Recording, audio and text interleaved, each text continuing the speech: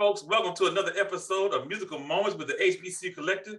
And this week I have a great friend of mine, Dr. Reginald McDonald, Director of Bands and Orchestras at Tennessee State University. Dr. McDonald, how you doing, man? I am doing great. Just trying my best to just manage everything between the Tournament of Roses parade preparation and trying to be a good husband and a good father, trying to manage all of those things at the same time. So, but I'm doing pretty good. All that stuff is important, man. All that stuff is important. And a lot of people might say I'm a little biased because you have my son there with you preparing for the Tournament of Roses parade. And we greatly appreciate everything that you got going on. All the students at Tennessee State University have been working very hard with the aristocratic bands. But I happen to know that you actually have degrees from two HBCUs, Alabama State University and Clark Atlanta University. So yes, I do. Why don't you just tell everybody how HBCUs have been a major part of your life and have provided that foundation for who you are now? So when I think of Alabama State and then I think about Clark Atlanta, first let's talk about Alabama State. Alabama State was a time in my life when I needed to be nurtured in a sense. I'm a inner city kid from Atlanta, Georgia. I went to Therrell High School. People from Atlanta would know where that school is.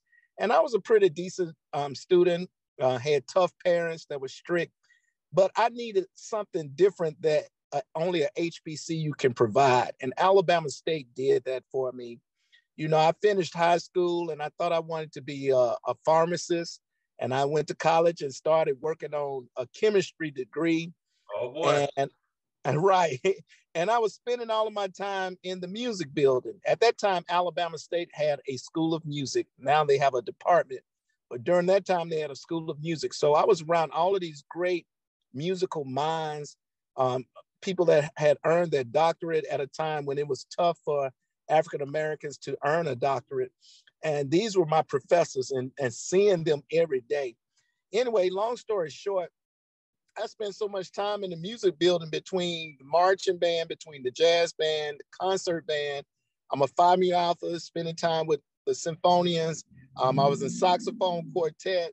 You name it, I was involved in it. And I called myself being a chemistry major. So needless to say, chemistry, I wasn't doing as well as I should have been doing in chemistry. And I'll never forget, my dad asked me about my grades in chemistry. And he said, well, you can't be a pharmacist. You always can be a teacher. And I thought about that and I started thinking, I said, if I'm going to teach something that I really love. And music has always been that thing for me ever since the 4th grade with my very first saxophone at Ben Hill Elementary School. Music has always clicked for me. And I'll never forget the day I changed my major and I told Dr. Lyle, the late Dr. Thomas E. Lyle, who was director of bands at Alabama State University at that time. And a lot of people don't know, he's an alumnus or was an alumnus of Tennessee State University. Anyway, I told him that I changed my major and he didn't say anything to me other than he extended his hand to me, shook my hand and said, welcome home. Said, you should have been a music major all along. And from that moment on, I made the dean's list every semester except the semester I pledged Alpha. And those of us that's on here that are Greek understand what that means.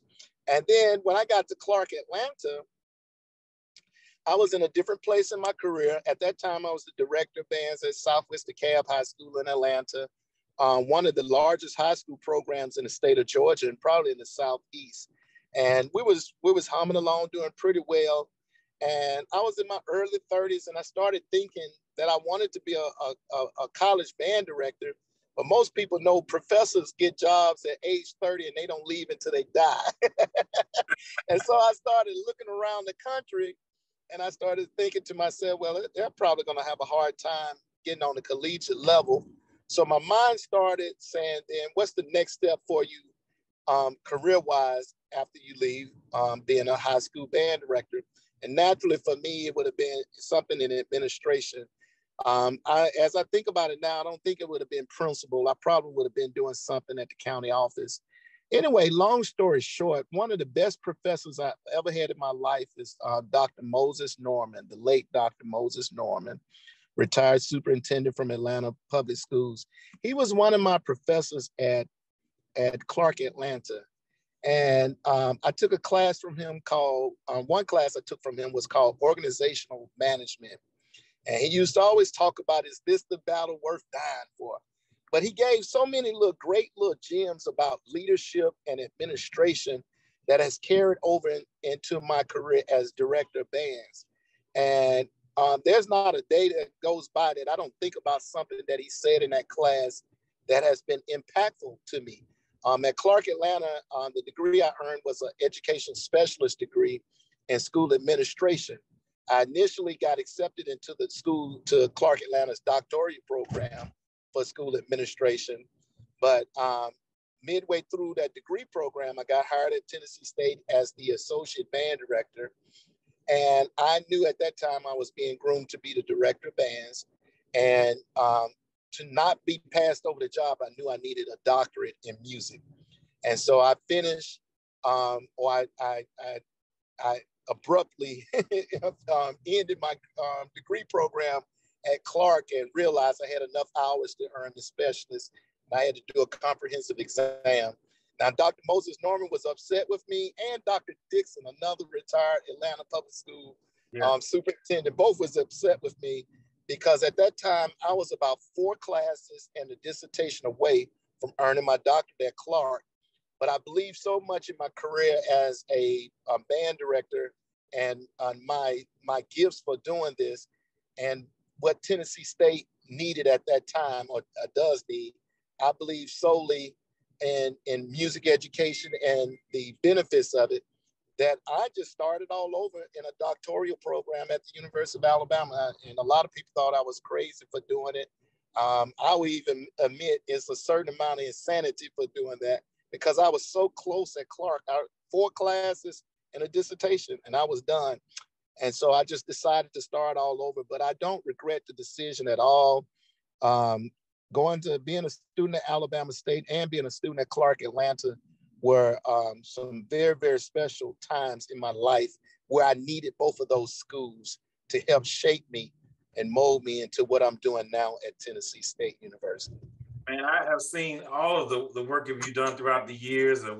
We taught in the same sectors. We even went to the same church and played in the same church band. So we for quite some time. But very proud of you, Dr. McDonald, and definitely we stand on shoulders of those like yourself as we move forward in education, music education, and the career path of being a band director. I know that Tennessee State is getting ready for the Tournament of Roses in a couple of weeks, and the band has moved back on campus for a couple of weeks of rehearsal. Is there anything you'd like to tell everybody in the HBCU Collective and those fans that are out there about where they can contribute to the trip, or where they can see you all perform and things like that coming up in the next couple of weeks? So what we're doing here is we're kind of doing a quasi pre-drill in a sense, where we are rehearsing 4 times a day. Anybody that know anything about Nashville, Tennessee, it is cold here right now. And so we're trying to do our rehearsals outside during the middle of the day, where we can take advantage of the temperature, and rehearsals inside in the morning and late at night. And so I think in terms of ideals, Denzel Washington got this quote that says, small minds gossip. Good minds think of events, and then great minds think of ideas.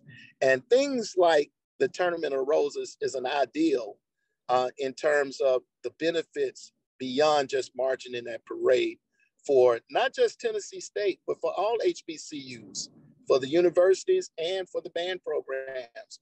You know, this was kind of opened back up for us about 4 years ago with Florida A&M and Alabama State going in 2018, and then Southern in 2019. And then we were supposed to go in 2020, 2021. But of course, with COVID and everything, we're going this year. But anyway, long story short, what I want people to know about this in terms of college band directors is you have to put your mindset on things beyond what everybody else does.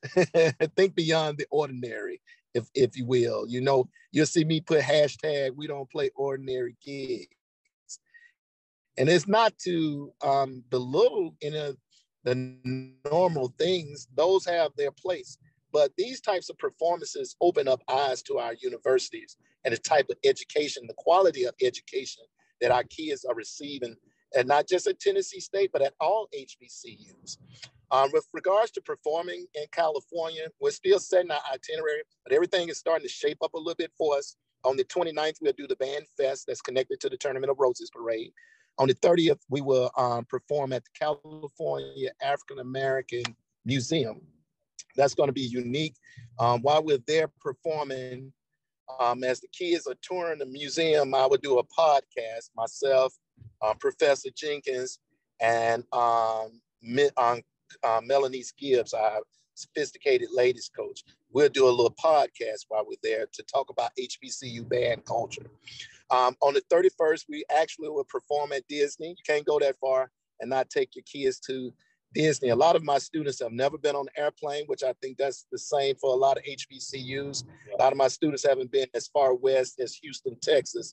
And so this is an educational experience also for our students. Then on January 1st, obviously we have the Rose Bowl Parade. If everything works out well, you should be able to catch a glimpse of us performing for the Los Angeles Chargers game versus Denver. We got our fingers crossed. We got a few more things to work out on that, but I think everything is going to align for us.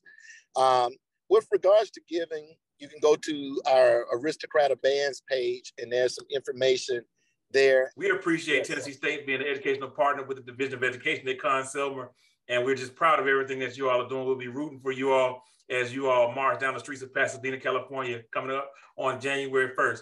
Dr. McDonald, I really appreciate you dropping in while you're running a couple errands today, man. If you can give those HBCU students one bit of inspiration real quick, what would you tell them? Whatever you imagine or dream of, work hard at it. Work really, really hard.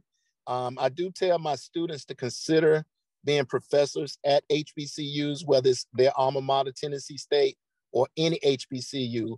I never would have dreamed I would have been at Tennessee State, but I know HBCUs need professors that look like the students that we are responsible for educating, and they need to see people who have earned a doctorate and who have earned a master's and have done some great things. So really, really think about teaching at HBCUs. Dream and work hard. Dream and work hard. You heard it first from Dr. Reginald McDonald, Director of Bands and Orchestras at Tennessee State University. Thank you so much, Dr. McDonald. We'll see you all next. Thank you, Dr. Earvin. All right. Yes, sir.